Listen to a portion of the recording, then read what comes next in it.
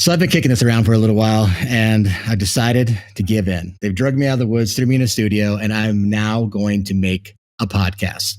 So welcome to the first episode of SideTracked. So what SideTracked is a look at the wild world and how humans interact with it. And we're going to tackle every facet, anything from encounters with wild animals to navigation to weather. We're going to talk about everything, and we're going to get off the beaten path a little bit and dig into our crazy brains a little, but it's going to be fun and you're going to learn a lot. So here we go. First episode, SideTracked. My backyard is full of wildlife. If you want to know where the big animals are, you have to listen to the little animals.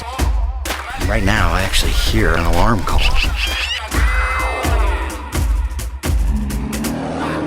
Learn a lot, though, by just following tracks. Welcome to SideTracked. I'm Casey Anderson. I'm your host of the show. And today we're going to be talking about mountain lion encounters. And a little later on in the show, I'm going to have two of my buddies, two guys I work with, John and Denny, join the conversation, give you a little layman's perspective, chime in a little bit, make this conversation fun. And then down the line, we're going to have an interview with a guy who just recently had a mountain lion encounter. So stay tuned for all of that. You can also check out the video version of this podcast if you go to my Facebook page, Casey Anderson, and you'll see a link there. You can check. There's all kinds of really cool clips and things that we'll be adding to the video version. You don't want to miss that.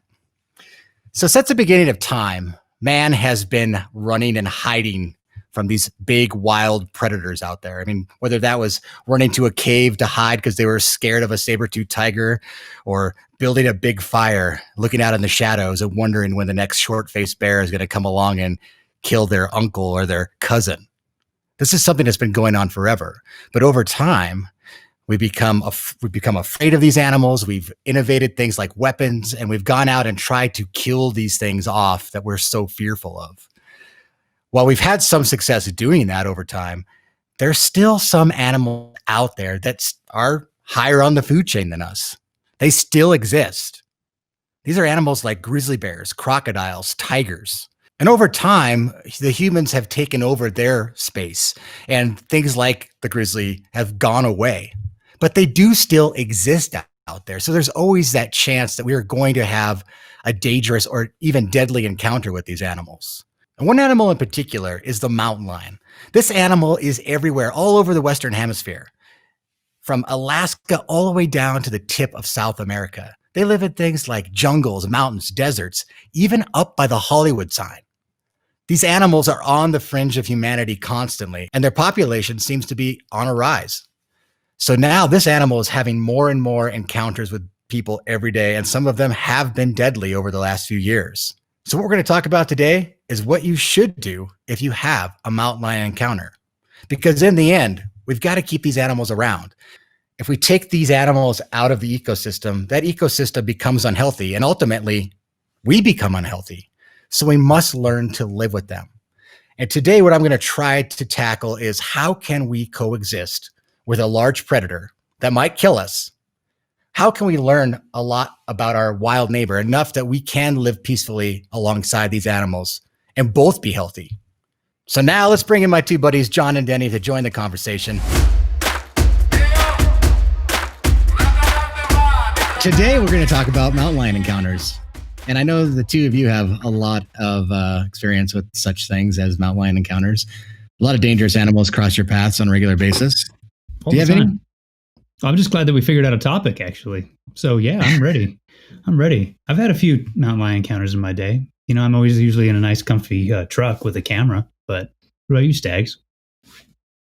I feel like they're definitely on the increase as far as people interacting and seeing more mountain lions, because it just seemed to be this creature that we would never see, but we knew was out there.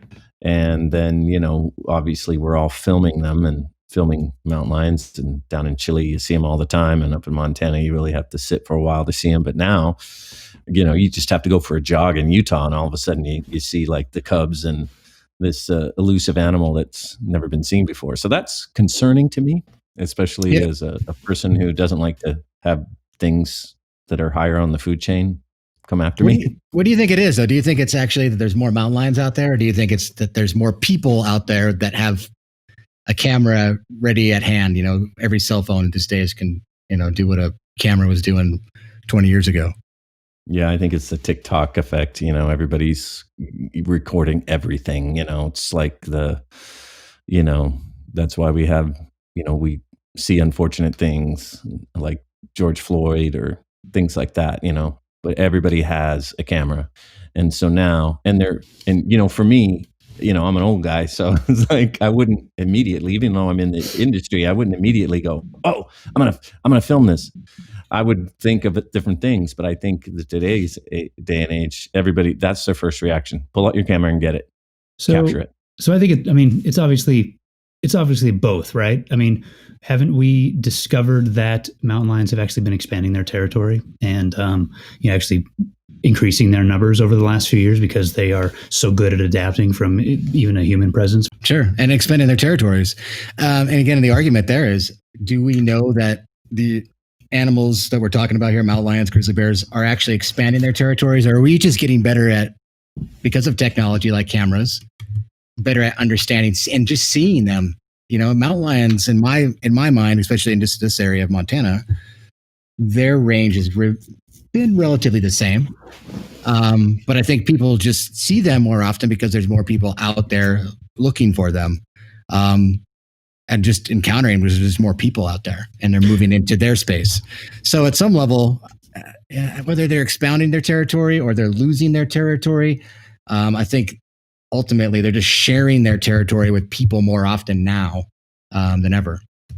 I mean, last 2 weeks we've had, a couple viral videos come out with mountain lions in them. There's a guy in Utah jogging. There's another guy down in Colorado hunting. One thing I found is that no matter how often and how frequently we are encountering them in the wild, when these videos hit the mainstream and people are looking at them and interpreting them, they're really not doing a very good job. In fact, both times these videos come out and they've been sensationalized big time. And what you're seeing on these videos is actually nothing even close to what's happening in these videos. Yeah. I mean, it's hard for people that don't study them or film them or read about them all the time to really interpret what's going on in their brain. I mean, it's used to looking at humans and figuring out what we can think. God forbid, that poor mountain lion gets anywhere near a school. Otherwise, they are now stalking the children and will eat them as soon as the children look around, and then they euthanize them. That's what happened in Missoula, Montana, which is, there was some mountain lions in a tree near a school, and they just, it's interesting. I did hear an interpretation by a game warden who was saying that it's just they don't want any messing around with when it comes to people, and so they just euthanize. They don't assume the worst. They just assume the worst. They don't ask questions. It's shoot first, euthanize first, ask questions later. Yeah, I think you're right. It's the liability. Even if a mountain lion was not going to go down to the school and eat little Jimmy 99% of the time, it's that 1% that they cannot take that chance, because ultimately that liability and that blame is going to come down on them. So they just assume to go take the animal out just in case. I saw it today out of California. That's exactly what you said. They saw a mountain lion near a town, and they've literally put a warning out throughout the entire town to keep your kids and small pets inside. And I mean, what kind of message is that? It cracks me up because it's like, ultimately, what I know about mountain lions is that these cats have been living around town for the last forever, right? They just, one of them, for whatever reason, makes a mistake and gets seen, and everybody freaks out. We got mountain lions around, but little do they know, and they should know now. Hopefully by the end of this podcast, they'll know there's literally mountain lions walking to their backyard all the time. It just one made a mistake and got seen, and now the whole town's up in arms, and they're sticking their kids in the house and not letting their dogs go outside to go to the bathroom. So there's poop all over their floors, and it's just a bad deal. God forbid they eat Fifi, God forbid. Well, I mean, I remember when I was living in Helena, we'd have mountain lions in the south, or the South Helena trail system all the time. And we would just be used to it. There's a sign, mountain lion frequenting area, watch your dogs. And I don't think I recall any actual negative encounters, except that it was seen, and that's about it. And everybody's just learned to live with it. But there is that one case, once a year, maybe twice a year, that a mountain lion does decide for whatever reason. It's usually because they're desperate for old or even young, just can't find wild food, that they do see a hiker or a mountain biker and decide that they're going to take their chances and cross that line and go and eat somebody. So that does happen. Let's not sugarcoat it too much. These are animals capable of killing people. So I do think it's important, and something we can talk about here is, with these ever increasing encounters between people and mountain lions, what are you supposed to do? What is the right thing to do to live through that encounter? And just kind of to lay it all out there. I mean, I feel like there are so many different scenarios, and there's so many different actions you can take in each scenario. And we can take some of these viral videos, break them down a little bit. We can just talk about some of the experiences I've had, and kind of just break it down. So hopefully everybody listening gets a better understanding of what to do to survive a mountain lion encounter.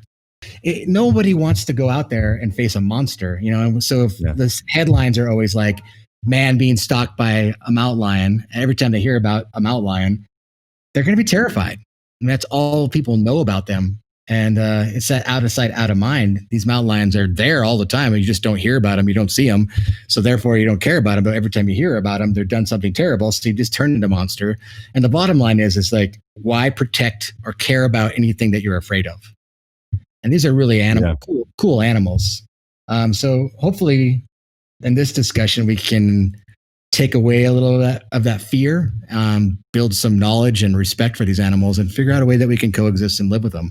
But that's only going to come through knowledge and understanding who they are. If they're going to be our neighbors, we can understand who they are. Yeah, and I recall there was a dude that actually killed a juvenile mountain lion, right? How long ago was that? Yeah, like last year, the year before, a guy in Colorado choked him. Yeah, he choked him, which is interesting. Break down that a little bit.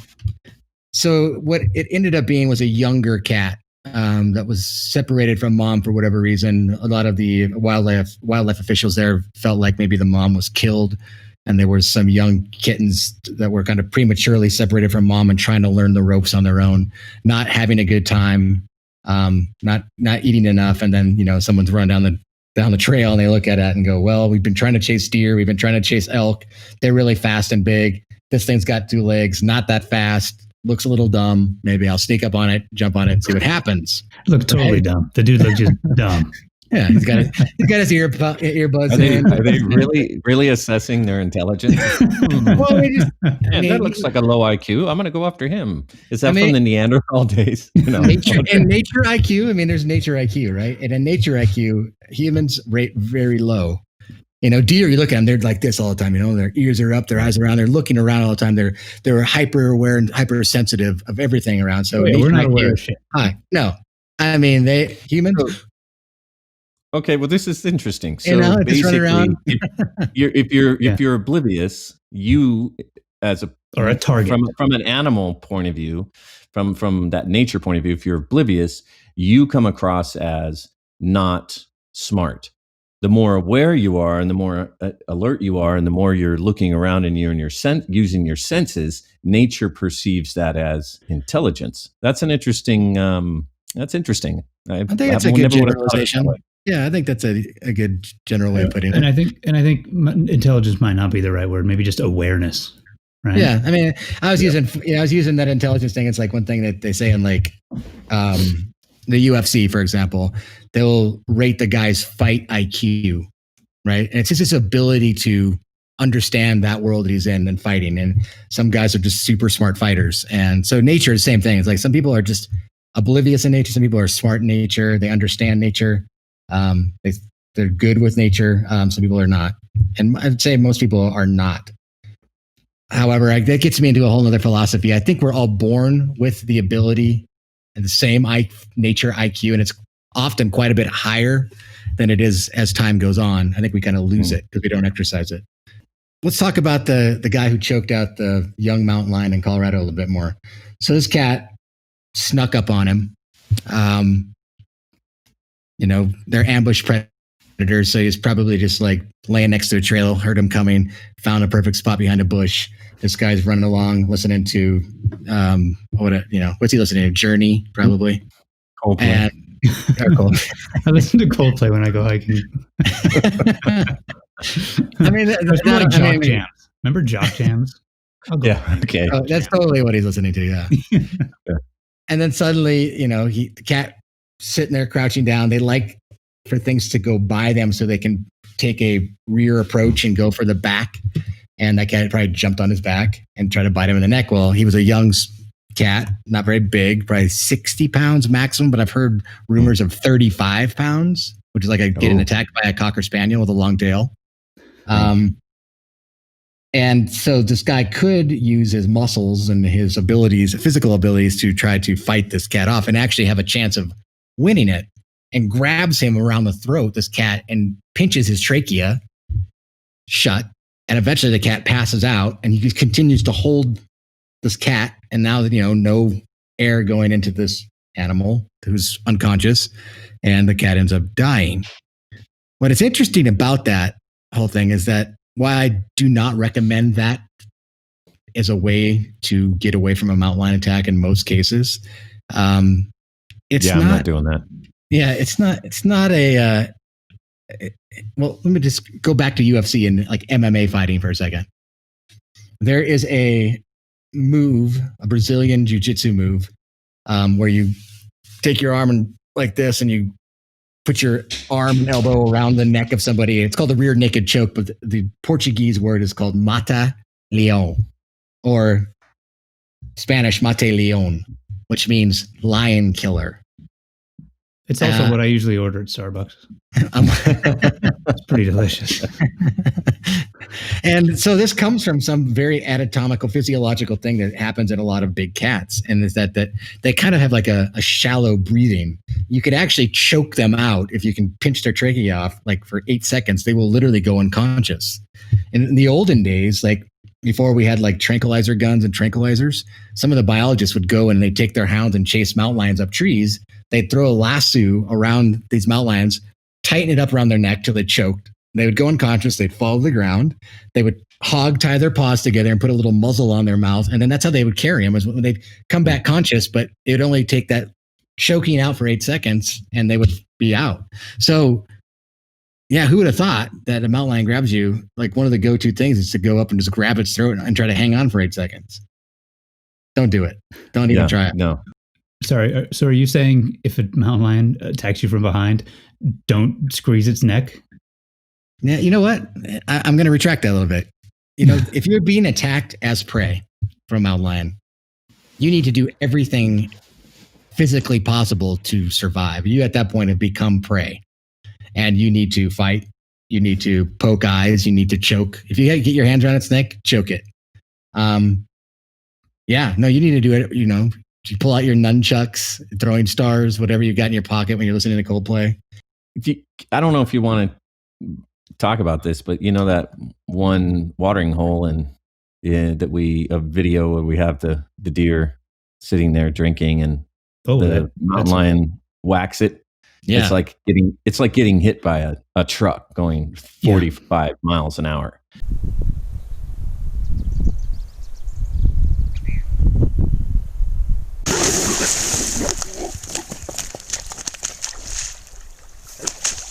I mean, I don't know. That's a huge force. How you would ever, if it was a 35, pound Cocker Spaniel with a long tail, that's one thing. But I mean, that's going to knock you out. Good luck if you're, the shock is just one thing. If you've never been hit like that, maybe you played football or you fought or you've done some things like that. You had brothers. But yeah, getting hit like that, it's that surprise element. No, it's part of the tactic. They want to hit you, knock you off your feet, so you can't fight back. And the same with whether it's a deer or a person, they're going to come from behind. They're going to hit you with all that force. An adult mountain lion can weigh between, on average, female could be 90 pounds, a male could be up to 150 pounds. Like you said, doing 40 miles an hour, solid muscle, coming from behind, hitting you, and then they're knocking you over, but simultaneously coming around and trying to bite you in the throat, digging all their claws into your body so that you can't just throw them off. And the same thing with the deer, they're hitting and they're trying to knock them off their feet, like this video where this deer is at the watering hole and you don't even see it coming. But when it hits, it feels like that thing got hit by a car. It happens so fast, but that deer is literally flipped over upside down and it can't do anything. It's incapacitated. It's like, what is going on? What is happening? So yeah, that would be so in that sense, once you come to, you got to do everything you can to try to survive. Okay, I'm changing my tune from earlier. I'm terrified to go out hiking in the woods now. Thanks a lot, Casey. It's gonna knock me out and I'm going to die. Okay, well, cool. Well, thanks. That was great. And a little bit more of a sidetrack. It changes your perspective. It changes your perspective a little bit. I think the odds of getting attacked by a mountain lion are right there with getting struck by lightning. I think they're pretty low. But yeah, I think if you're going to go into mountain lion territory, you might as well have that in the back of your mind somewhere. But what's more often than not going to happen is more of in the lines of some of these other mountain lion type encounters that you can get yourself out of trouble if you know what to do. So I think that, we'll focus on that. But just to give you a little, on that note of getting surprised, ambushed, and knocked off your feet with a 150-pound cat grabbing you by your throat with, 2-inch canines and digging, 20 of its claws into your body. Most people who have gone through that, and people that I know that have been attacked by an animal or some of these witness accounts, is people go into this weird shock system where they call it prey surrender. Like, you ever see your cat like grab a mouse and the mouse just kind of goes limp and just looks like, if I hold still, maybe it'll let me go. People actually do the same thing when they become prey. They get grabbed by the neck and they just literally won't try to fight back. It's just this weird mid-brain instinctual thing to go into surrender mode, which makes no sense because it must not be an evolutionary thing, because it seems like if you surrender, your genes aren't going anywhere. So, that's what happened to Giuliani in the Borat movie. Actually, no, what was going on there? He reacted pretty quickly. Oh, did he? Okay. He was pretty quick on his feet when he was. Ran the door. Speaking of lightning, that was a fast reaction. Yeah. No, that's interesting. So you're saying that you get whacked, or something happens, you're being attacked, and then there's this sort of like surrender. It's this concept. Now you're hoping that it'll go away. I don't know. Yeah, it's something in our midbrain. Again, it's like, there's fight or flight kind of responses, which that definitely is the opposite of. But yeah, people do get into that emergency scenario and they freeze. So that's the other F, I guess. Fight or freeze. And they freeze and just let the thing kill them without fighting at all. So yeah, with mountain lions particularly, and that fight or flight or freeze, fight's good if something's looking to eat you. Flight, not so good, because you're not going to get away. Well, in the Kyle video, going back to Kyle's Kyle Burgess, his video, you can tell that he starts running away on the initial seconds of that, which may or may not have caused some kind of reaction from the mom that was more intense, I guess, than it maybe could have been. I don't know. That's interesting. I guess I didn't notice. So you think he actually took some quick steps in the very beginning when the mom was made that? Yeah, you can tell when the camera's just kind of shaking around. You can tell he's turning around and he's running a little bit. So you think he saw the little kittens and he was like, "Oh, kittens!" and he starts videotaping. And then all of a sudden she comes out and he's like, "Whoa!" He's like, "Oh shit!" And then he gets dead about him. It sounds like he starts running a little bit. Yeah, I cut that out when I initially did the video with you. So everybody listening, just if you don't know, Kyle Burgess is this guy in Utah who was jogging and had an encounter with a female mountain lion. And we'll actually be doing an interview with him and get his side of the story a little later in this podcast. But we're going to do a little breakdown of before we talk to him, right, guys? Because this is new to me. I didn't catch this. It's pretty cool. So you think he actually sees these kittens, then mom comes running and he takes off running and then realizes that's not a good idea and then slows down. I think so, because I think he's seeing her start to charge after him. And so he's realizing that this isn't going to work. Also, one thing, when we're talking about if we were to be ambushed by this ambush predator, probably a good time. Just recommendations. Probably don't want to go in the morning right before sunrise or right before sunset. Isn't that when they're most active, mountain lions? So that's an interesting question. Good question. Typically that is when a mountain lion is doing its hunting is, dawn through the night and into dusk. They're crepuscular, as they call that, the dawn and dusk animals. They use that time frame. But that has to do a lot with when people and other animals are not around to bother them, and also when their prey animals are out and about. So it's a better time for them to hunt. Whereas I think if a cat is thinking about hunting people, they're going to literally be hunting during people time. If that makes sense. So they're going to be out. If a cat's being desperate, they're going to go out in the middle of the day when there's people on the trail. I don't think you increase your chances necessarily. Maybe, I mean, there's going to be more cats out looking to kill something, but we're talking about desperate cats. And when do desperate cats go out? I think they go out whenever they need to. And if they're looking to kill people, they're probably going out in the middle of the day. So I had a question. What time was he running? Did he say? My guess is, just from what I've seen in the video and a few interviews, is that it was like a late morning. That's a good time for moms, any mountain lions really, to be kind of moving back to their day beds where they're going to be spending the rest of the heat of the day just chilling out. And they're crossing these trails, sometimes using these trails to get from point A to point B. And some of these trail systems, they have a person come down them very infrequently. So it was a bad timing thing, I think, in this scenario. It was a mom and these kids were crossing the trail or using the trail for a brief moment, and he just happened to run up on them and catch the kittens kind of playing around. Yeah, and they saw him and kind of stopped. They were little ones. How old do you think those kittens were? Those guys look like they're about 3 to 4 months old. Very, they still have a lot of their spots.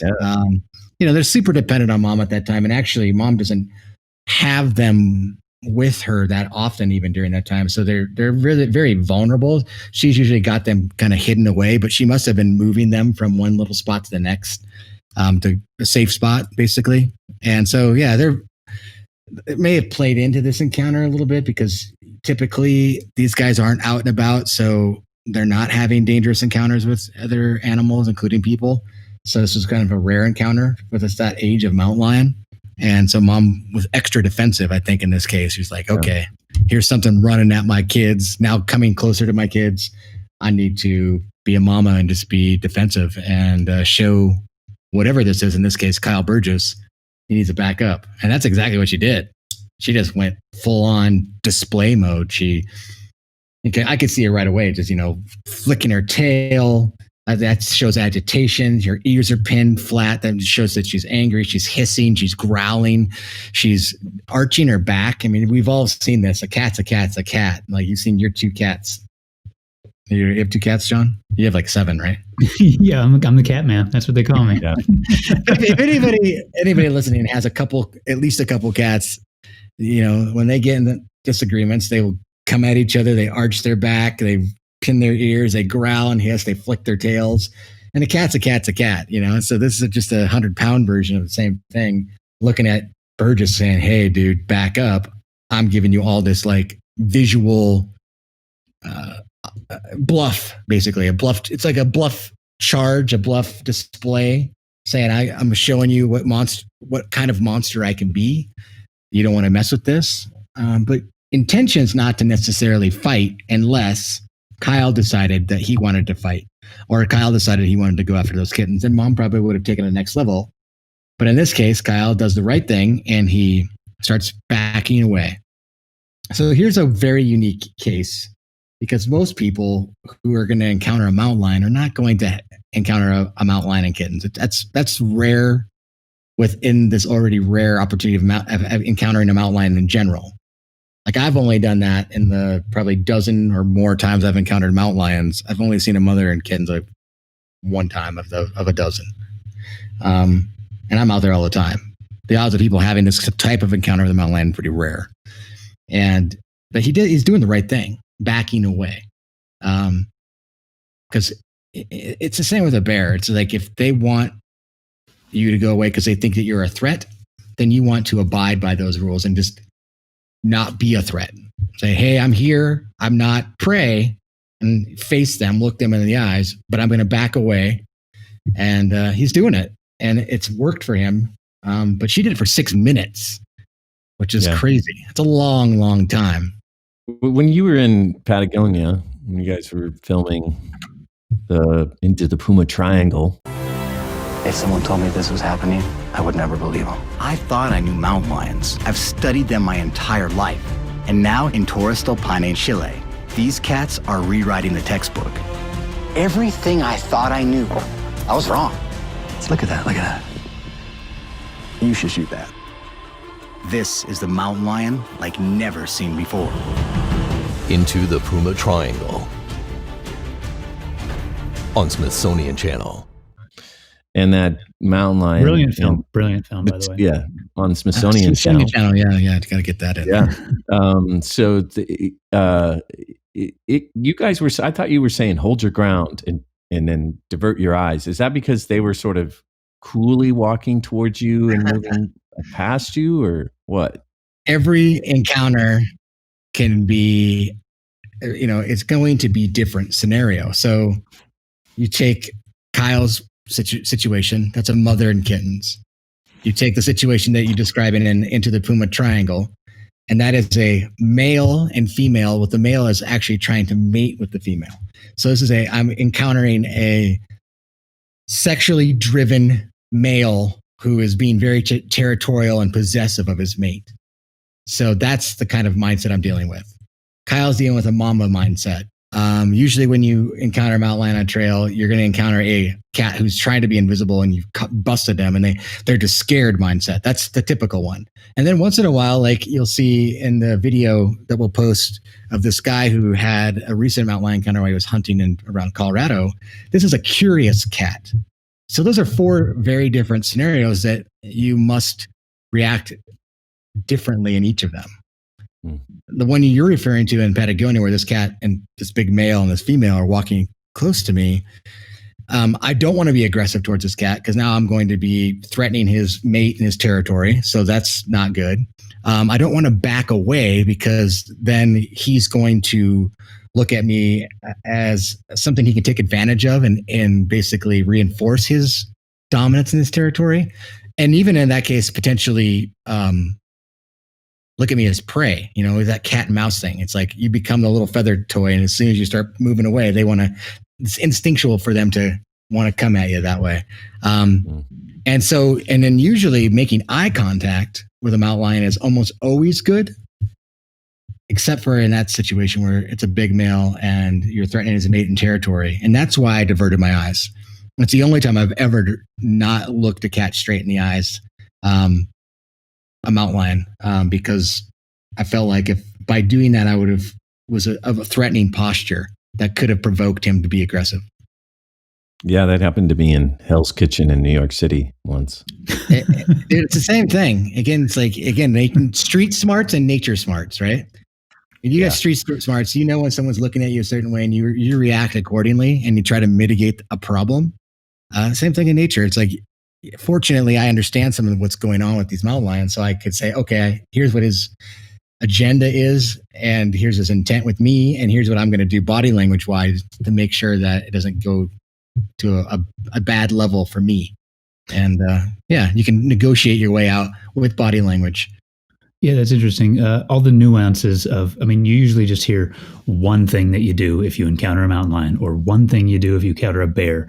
I was taught that if you encounter a grizzly in the wild, you absolutely never, ever look at it in the eyes because it's being seen as a challenge. Is that still the conventional wisdom? Yeah, they say grizzly bears, and they're playing the statistics here. When grizzly bears attack people, it's usually because they feel threatened. So they're just coming over to kick your butt. And if you do something counter-threatening by looking them in the eyes or getting big and being loud and going towards them, they're going to just fight more. So acting submissive and slowly moving away and talking in a calm voice, that isn't going to provoke more fight. They're just going to say, oh, this guy's not a threat, leave him alone.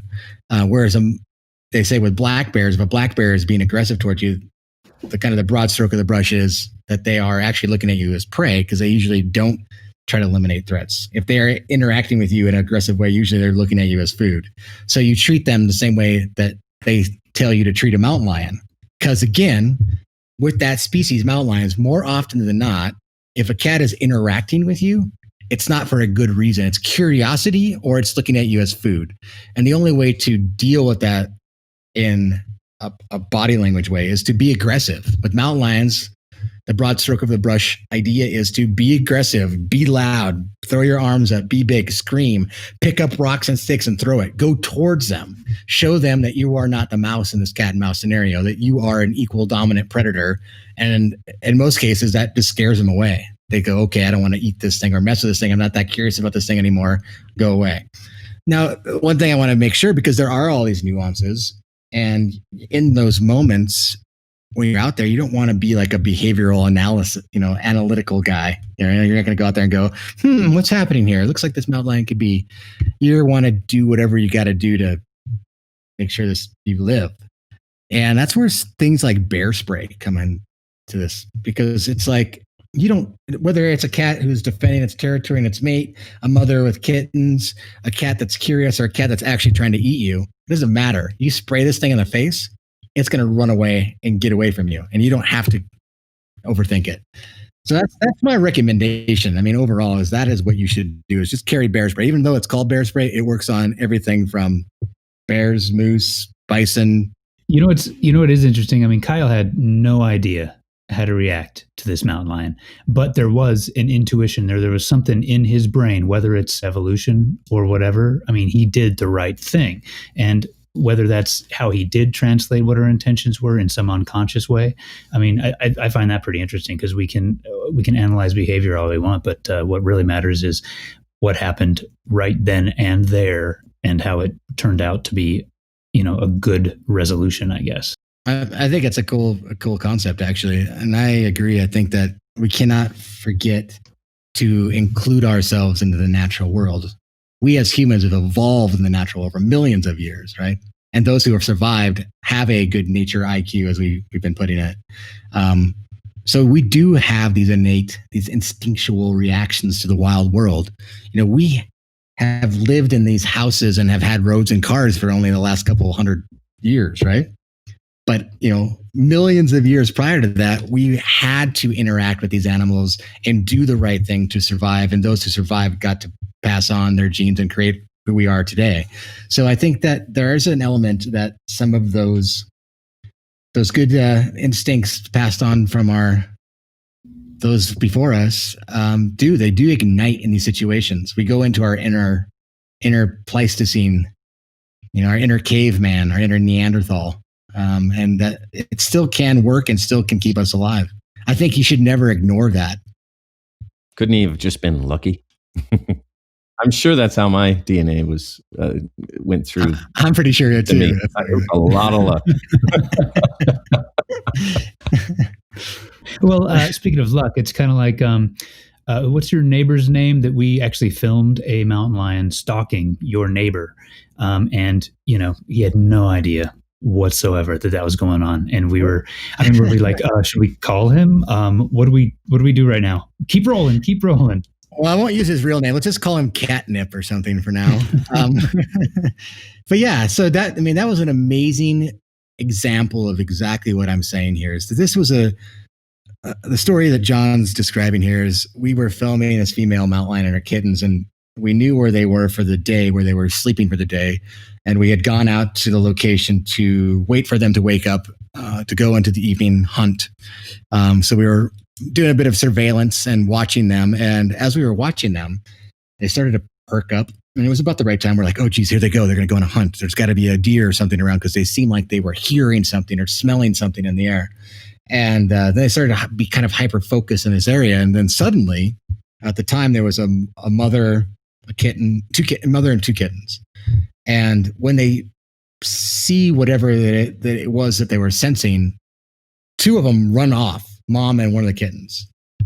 And the young male kitten kind of holds his ground and stays very focused on what was coming up the ridge. And what ended up coming up the ridge, where we were blown away, was two hikers. One of them was my neighbor walking up this ridge. Well, we thought in this moment, like, oh, they're going to, this little guy's going to follow suit of mom and his sister and run off and hide. That's what mountain lions do when they see people. They just run and hide. But he didn't. He's got kind of this look on his face, which I can best describe is curiosity. He's interested in what's happening over there, and he wants to go see what it is.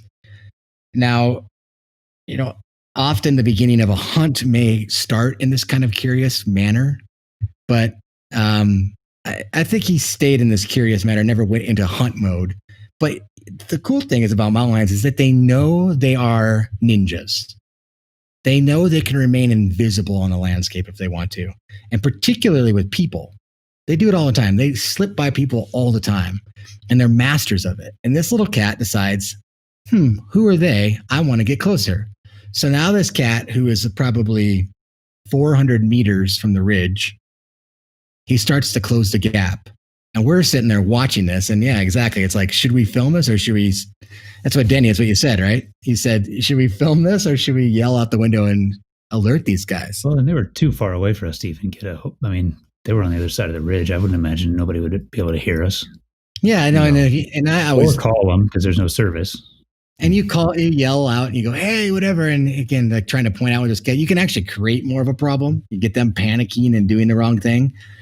So yeah, we just sat back and watched this play out. And it was interesting because they were oblivious to this cat who was closing the gap on them quite rapidly, and eventually gets, within 10 feet of these guys.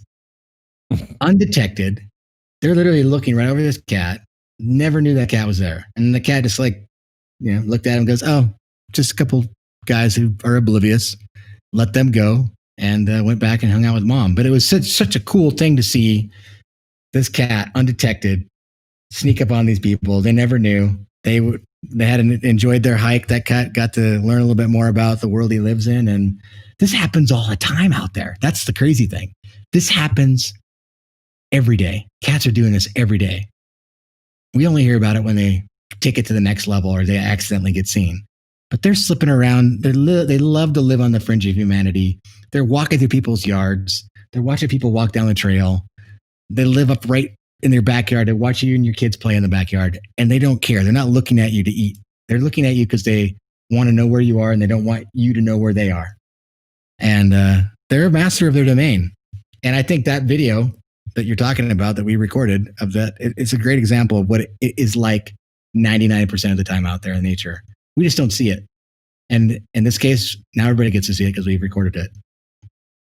So coming up after the break, we're going to talk to the guy in Utah that we've talked about a little bit that had that mountain lion encounter. We're going to get his breakdown. So stay with us.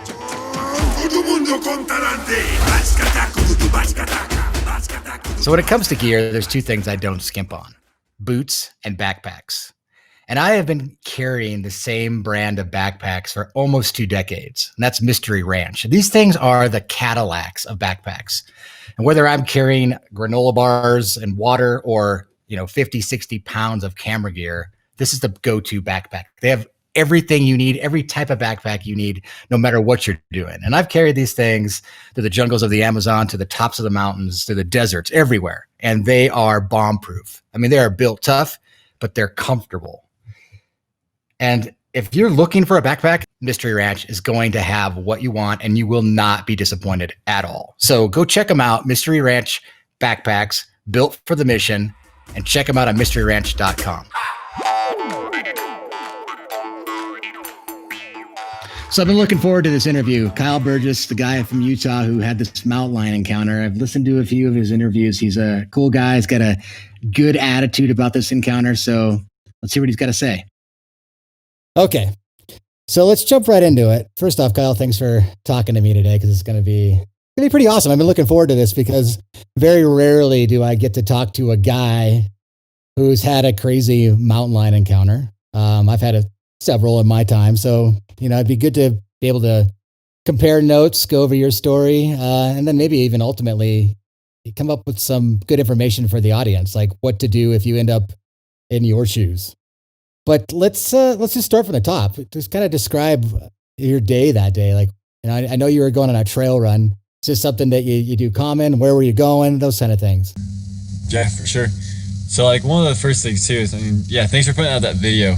That helped a ton of people kind of realize, I don't know, maybe I did do some things right, but it also confirmed to me as well that, I was like, okay, cool. I did do something that was okay. So So that was cool. Yeah, just starting a trail run. I wanted to get just some 10 miles in or so, and halfway through the run, 2 miles away from the trailhead where they'll kind of like the couple trails will meet, and I'll end up going back to my car. That's kind of why I came up upon the little baby cougars. And then most time when I see the wildlife, I end up pulling my phone out to take pictures, because I've never seen cougars before. I've seen bobcats. I've said that a couple times, that I originally thought they were bobcats because I've seen those before on the trail. But yeah, you're on the trail. You look down the trail. You see what you think maybe at first was bobcats, and then obviously there's some characteristics about these mountain lion kittens that the long tail, things like that. I'm sure that caught your eye. But as you were pulling your phone out to video, is your first thought, these are bobcats, I'm just going to get a cool shot? Yeah, exactly. I was just kind of pulling them out. It'd be fun because I need to go that way anyway. So once the bobcats turned around and saw me, they would have just ran off. That's what's happened in the past. But once I got obviously those 3 or 4 steps into my video, I then realized, oh shit, these are not bobcats. And Mama was coming around the corner as well. So that all happened at the same time. You had that realization that these were not bobcats, and Mama's now smoking up the trail towards you. Correct. I didn't know, all of a sudden it was just all too late. It was kind of like one of those oh crap moments, knowing oh, this is when Kyle knew he effed up. Yeah. So what is the first thing you think? I mean, here's in my analysis of the scenario, this is the first moment I noticed that Kyle Burgess did the right thing. And that was not panic. You didn't scream, you didn't run, you didn't, like I always like to say, you didn't act like a cheerleader. Just screaming at the top of your lungs. And one thing that I was really impressed with off the top is that shows that you weren't panicking necessarily, is that you didn't drop the phone or stop record. You decided in that moment, or maybe you didn't decide, maybe you're just stuck in that moment, but that you're going to keep recording this moment, which is it's impressive, man. You want a job? Hey, why not? That'd be super fun. No, I've always been one to kind of just live right then and there. And I was already recording, and so I was just like, okay, sweet. Let's continue recording. I'm already in the moment. If she's going to attack me, then she's going to attack me. It doesn't matter if I'm recording or not recording. And so I just continued rolling my camera footage, and hopefully, possibly get something. And to be honest, I almost forgot about my phone was even there.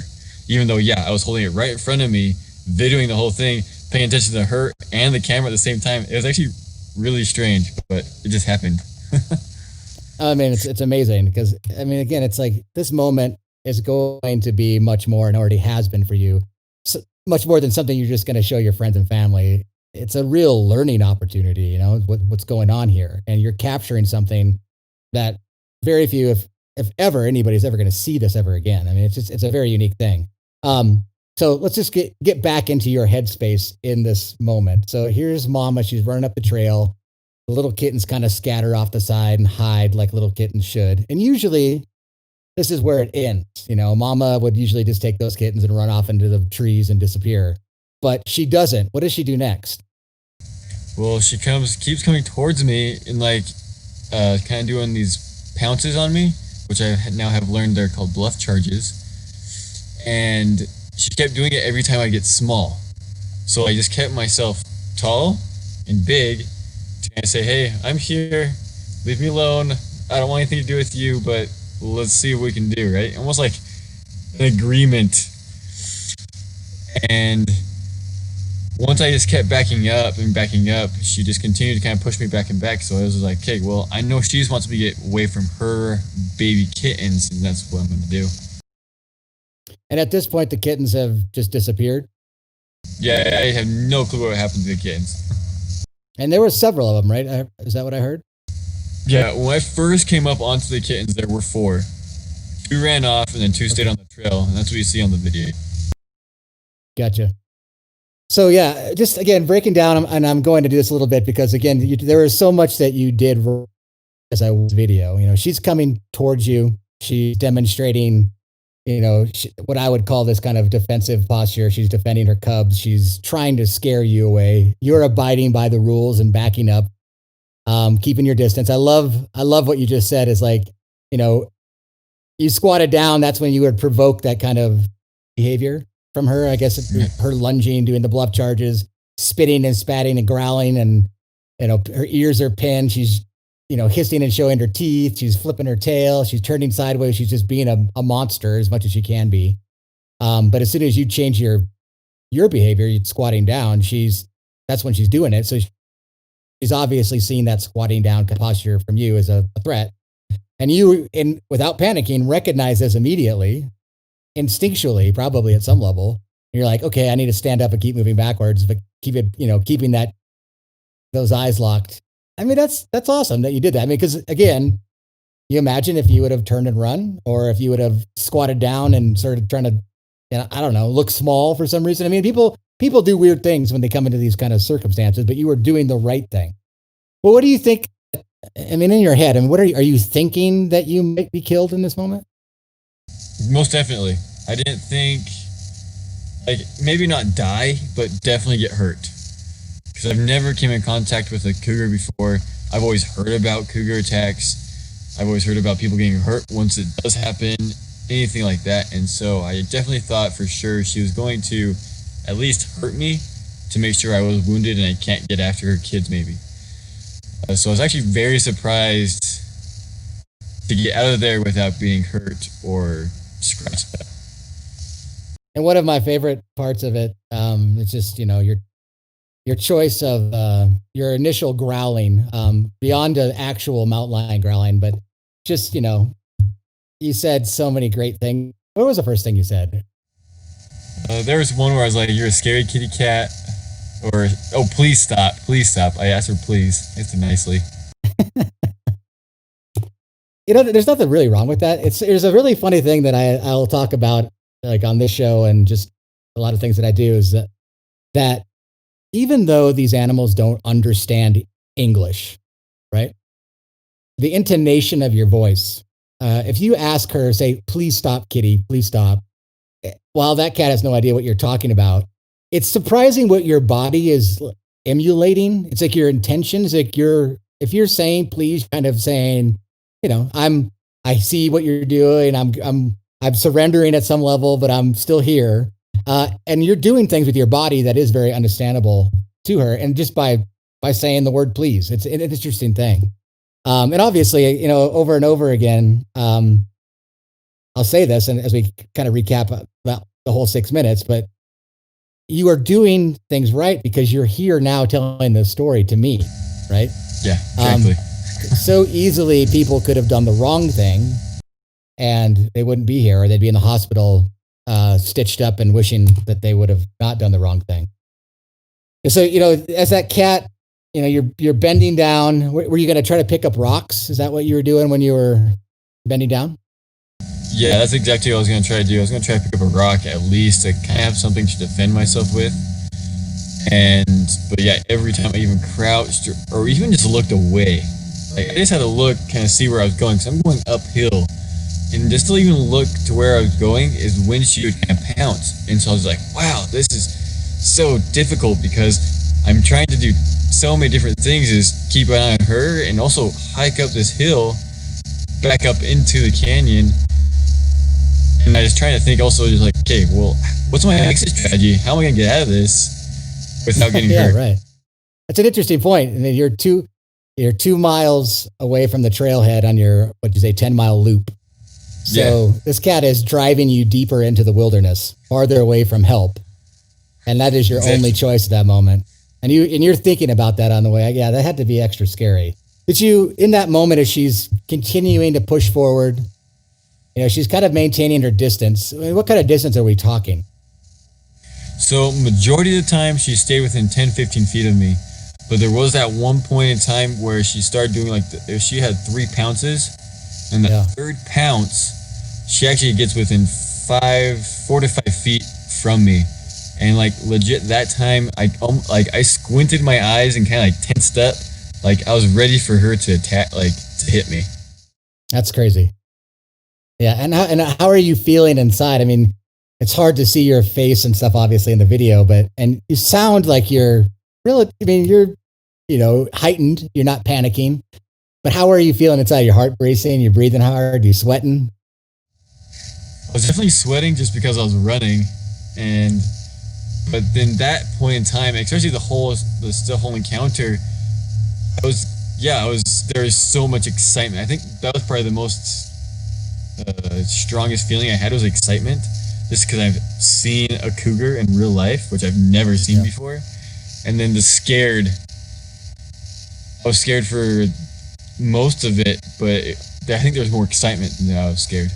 You're obviously focused. You're keeping her in frame. Did you feel like that too? Like, you're excited, but like everything in the world kind of goes away around you. Definitely. Yeah.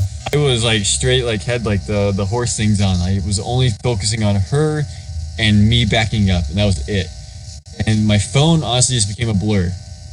I think I was kind of glancing down at it just to make sure I was getting some stuff. Cause I was like, whoa, this is crazy. So scary, but so awesome. I mean, it is crazy. Usually in that situation, a mother will push you just far enough, and then she'll return to her kittens. But for 6 minutes, it's difficult for the viewer to really understand how far that was in distance. During that 6 minutes, can you give me an idea of how far that was? I would say it's solid like 150 to 200 yards that we backed up. It's a pretty long stretch. But I actually read some other dude's article just recently, and I guess he kind of thinks that it was a first-time mom. And so, like, there's the possibility or the speculation that just because she was like, this is the first time being a mom, that she wanted to make sure that I was away from her cubs. Yeah, that makes sense. And the other thing is I like to, thinking about any wild animal, it's like the sense of time and distance compared to what we, that perception. Oh, for sure. 6 minutes is nothing, and 200 yards is nothing to them. It's they're just going to do whatever it takes until she felt that it was safe to go back, and obviously that was just perfect enough. Yeah, and an inexperienced mob, I could see where. Again, but it's interesting because like, what are we comparing that to? The last time a guy was running down the trail and a cat did that? Yeah, exactly. Never. In that moment, there's another thing that I just keep thinking about. It's like, you're trail running. You obviously probably don't have much with you. I know just from my research with you work with knives. You work for a company that deals with knives quite a bit. Yes, I work for Blade HQ. Blade HQ. And so you didn't have a knife. Nope. You had a water bottle? Yep, just my water bottle and a little gel pack. That was it. Yeah, so in that moment, did you ever wish you had something? I know you say something once, like, I wish I had my gun right now. Yeah, I did say that. Yeah. Well, I mean, in that scenario, I mean, I get it when you say it. But is there anything, if you're going to go out there again, you will take with you? Honestly, I think I might just take a whistle with me. Something that can make me a little bit louder. I kind of like easy to carry. Yeah, it's a lot easier to carry. And like my goal isn't to go out there and harm the animals. And so like I'm in their territory. Like I gotta respect them when I'm out there with them.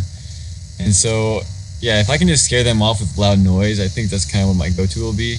And even if I did have my gun, it would have been a warning shot. That's not my goal, to go out and go on a run and then find animals, run into them. Oh crap, they're attacking me. Let me shoot them. No, that's not what I want to do. So yeah, I'll repeat myself. Hopefully it would have just been a warning shot, if anything, into the ground, and then that would have scared her away. If she did come towards you, were you preparing like, I'm going to do this? Yes, there was multiple times, especially when she like kind of came after me on that third pounce. I tensed up a little bit, like almost ready to just grab and kind of like hunker down and hopefully just kind of like protect my neck. Because I've heard in the past, like that's where they like to go for, is they go for the necks, they go for the vital pieces of the body. And so that was kind of like my first instinct was, okay, perfect. If she does jump on me, I'm just going to curl up in a ball and hopefully stay in the ball, and she can just attack me back if she needs to. So you're a pretty in shape guy. You weren't going to try any like crazy taekwondo ninja move or anything? I'm not going to try to go wrestle a freaking cougar. I don't know. I mean, trust me, man. I'll tell you, I've run into some guys that definitely think, you know, 100-pound mountain lion, you know, I could take Those things take down elk. They take down moose.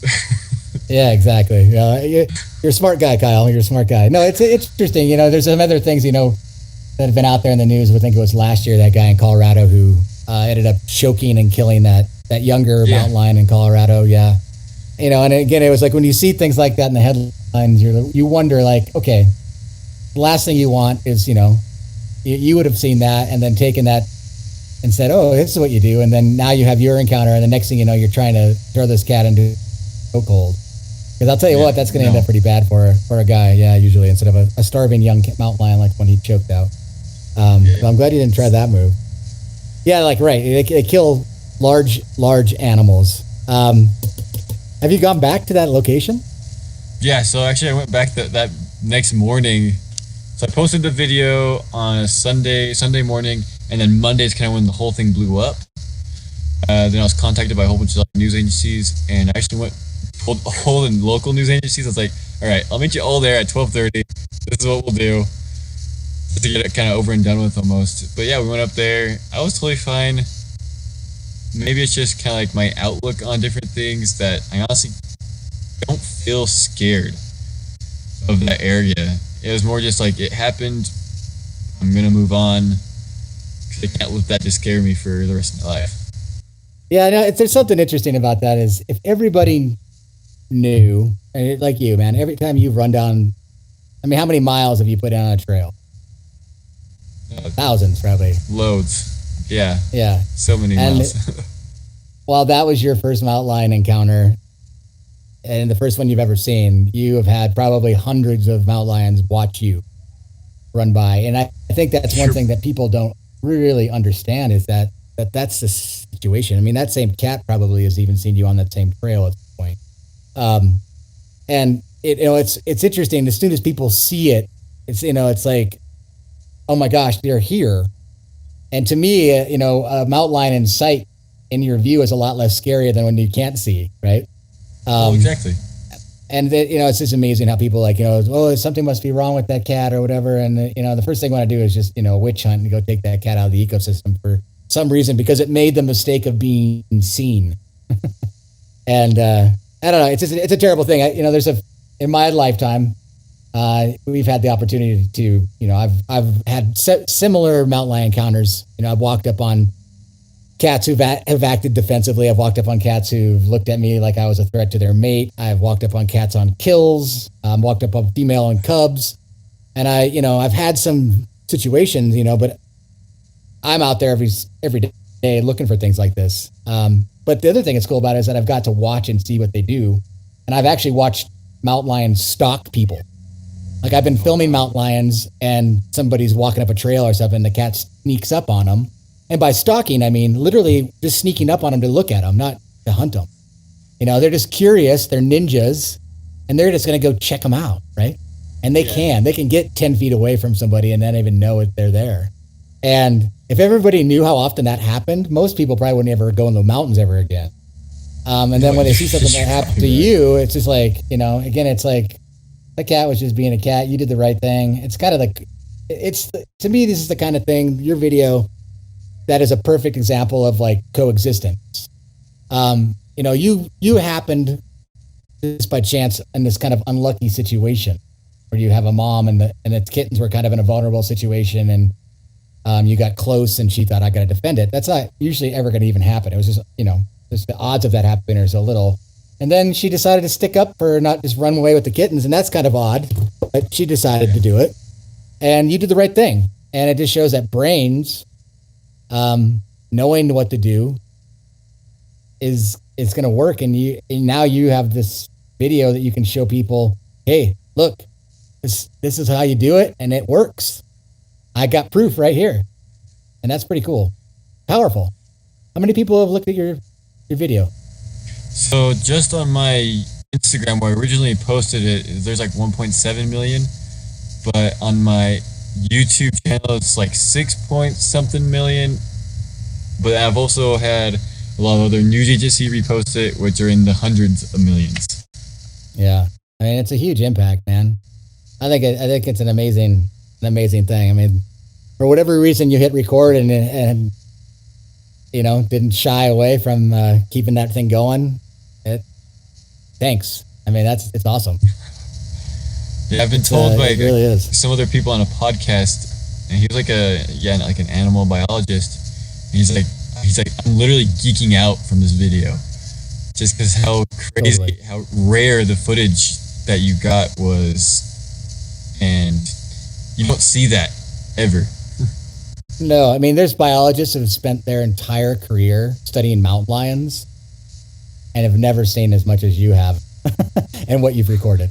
I mean, it's really unique. It's very unique behavior. I mean, you've been around cats, obviously, quite a bit, and you know a lot about them. Was this behavior that she was like showing? Has anyone actually seen that happen before? I've seen this behavior before, but not with a person. So, Okay. I would say, just to put in perspective, I have walked up on a mountain lion and kittens, just like you, probably, a dozen times, if not more. And every time that I've ever done that, what happens is like I usually catch them out of the corner of my eye, and they're just sitting very still, and they're like, I'm a tree, he's not going to see me, I'm a tree, he's not going to see me. And as soon as I turn to make eye contact with any of them, whoever I make eye contact with, they run away. And then usually one runs and they all take off, and they just disappear. And I've done this with mothers with very little kittens, mothers with pretty big, almost adult kittens, and very close, like literally walked up and they're right there 10 feet away in the bushes looking at me. I've had one female growl at me, and I was just walking and didn't even know they were there, and I heard her growl, and that made me turn and look, and she's looking at me very similarly to the body language of this female, ears pinned, eyes kind of big and wide, and just, she was hissing and growling. And as soon as I turned and looked at her, she just bolted. And usually eye contact with a mountain lion, particularly, if you lock eyes with them, it's so uncomfortable for them. They don't want to be seen, and they're not used to being seen. They're used to that dumb two-legged animal walking right by them, and they just hold still and let you walk right by them. And as soon as you put eyes on them, they just say, I'm not invisible anymore. It's time to become invisible. And they run and hide. For a female like yours, man, just to actually go in full defense mode, there was something that triggered that in the beginning. And the idea of her being, an inexperienced mother, sure. But to me, I feel like in that first moment, she really did feel like you were going to do something. For some reason, something that you did, something that happened maybe beforehand. That was another idea I had, is like, what happened before you encountered the mom and kittens? Did she have a bad encounter with another animal? Did she have a bad morning? It could have been another big male mountain lion coming around and making her feel extra on guard. Was there another trail runner that had a dog, and dog ran off in the bushes and harassed her kittens for a little while? It's hard to say, but she obviously was in a different state of mind in that moment, because she did take it to the next level. I'd say 99% of the time, that female just runs with her kitten. And if you start pursuing them, then maybe she's going to stand her ground. But you never, they ran away and you were just stopped. And then here mom come. And so, I don't know, man, it's interesting. I've seen this behavior that you saw with other, like on camera traps, where I've had a mom and kittens and another mountain lion comes in. They obviously will do exactly what that female did to you to that other mountain lion. They'll push back and get it to go away, or wolves or any other predator. So she, for some reason, she just thought you were a predator. That's crazy. Yeah, when you get off this interview, you can just go over to your wife and go, honey, I'm a predator.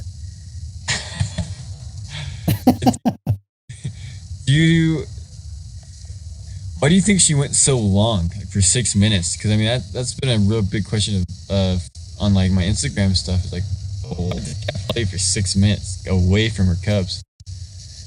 Yeah, it's hard to say. When I watch it, I feel like again, the answer we may never know, but I feel like maybe something happened before. Okay. And maybe she pushed something back to a certain point, and then you showed up, and she's like, okay, now I need to push this right back farther. It didn't work that time. Yeah, and it's yeah. I mean, I that's the only thing I can grasp by it. Again, it's such a unique, weird behavior to even have that. It's I've actually been attacked by a mountain lion. And a captive mountain lion. Yeah, it was a captive mountain lion at a place I used to work. It was a rescue. Actually, that cat was born in northern Arizona near the Utah border. His mom was killed there in a hunt.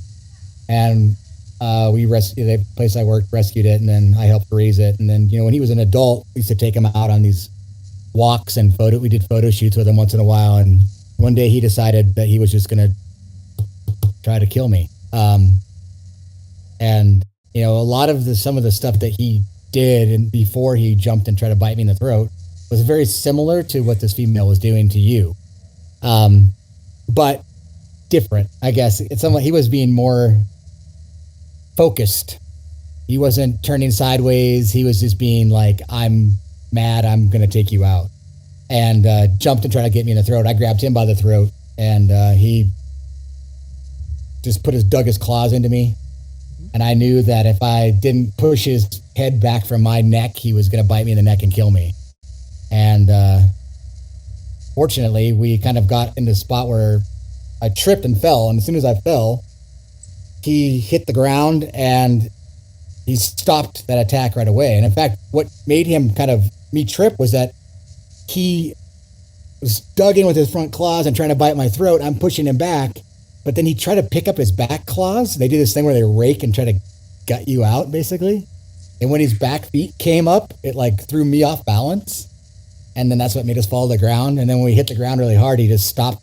So I grabbed his leash and put it around his neck and I had to walk him like a quarter mile down this trail.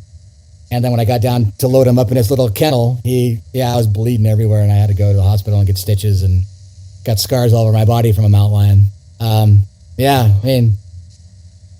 I've had, I've had crazy encounters, but they've all ended up same as yours. I'm here talking to you, but I've never had the same one you have, which is so cool. It's just such a unique encounter. And then how did you get into what you're doing now? Like what is your job with mountain lions and wildlife? Well, I'm a wildlife filmmaker, and I've been doing it for about 25 years. But actually, it started off very similar. It's like I was young kid running down a trail, mountain lion came after me. I filmed it on my phone, and then they said you should be a filmmaker, and that's where I am. No, I'm kidding. Wow. I was like, what? Are you serious? But not too dissimilar.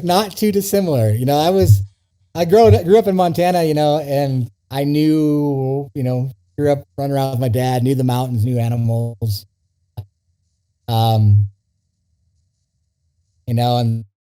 then, I'm young. People would come from out of town, LA, New York, and, doing a wildlife documentary, and they needed somebody to carry a 60-pound backpack to the top of a mountain and find them a grizzly bear.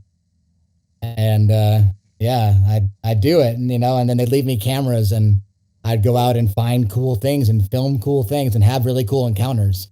And there's actually so many shows that I've done over the years that iPhone video, and this is a crazy encounter I had out in the wild, actually turns into the whole show. It's like it turns into a whole show, but that's like the moment. So similar, actually, very similar beginning, just being able to get out there, finding cool things, and then the key to it is being able to hit record. We have a joke amongst my production company. Actually, that's why I said if you wanted a job off the top of this was. Rule number 1, hit record. And we've had that put to the test. We go over it and over again. It's like, okay, this might happen, do this massive risk assessment, but I always say, but rule number 1 is hit record. And actually last year, well, maybe 2 years ago now, we were going out in grizzly bear country and we had a bear actually charge us. And my camera guy hit record right at the very beginning of it. And one of the first things I said to him is, "Hey, are you recording?" And he goes, "Yep."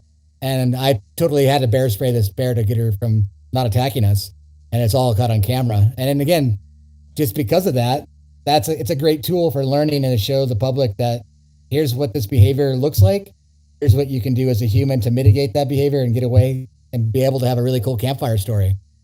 Did you keep your eyes locked on her the entire time? Yeah, majority of the time. Every time I took my eyes off of her, that's when she pounced. And then, yeah, just in that last moment when she decides to turn and run, what provoked that? So I was actually able to grab a rock. That was like probably the distance. I had the furthest amount of distance, and I know she can clear that so fast if she wanted to. I was able to grab a rock and toss it in her direction, and it startled her to kind of run off. That's interesting. Yeah, that was the one little trigger, and she's gone. And then at that point, what did you do? Correct. So what I ended up doing was actually just waiting there for about 20, 30 minutes and went back down the trail. No kidding. Yeah, you weren't worried about it. Well, I was obviously worried about it, but like kind of what happened was I actually had service, so I called my father-in-law, and he goes hunting. It's okay. He knew a little bit more about kind of like this type of thing. I felt like, and so I called him. He's like, "Well, there are the babies there. She ran away. She's probably going back to the babies to get them out of the danger." And so I was like, "Okay, sweet." So I just kind of sat there for a little bit. As I was heading down the trail, I had a stick in one hand, a rock in the other, and probably about 50 yards down, I actually ran into two other hikers. And I was like, "Whoa, hold on, did you guys see the cougar?" And they're like, "No, what cougar?" Kind of playing off like I'm trying to tell them a joke or something. I was like, "No, for real, like, look at this." And I showed them my video, and they almost like honestly didn't even believe me. Just because like it was just right here. It's so close to the trailhead. It's like almost unimaginable because it's just so close to everything. But yeah, it was kind of funny. Did you see a mountain lion? They're like, "Oh, wow." Yeah, some like, this crazy guy's on kid. shrooms or something. Yeah.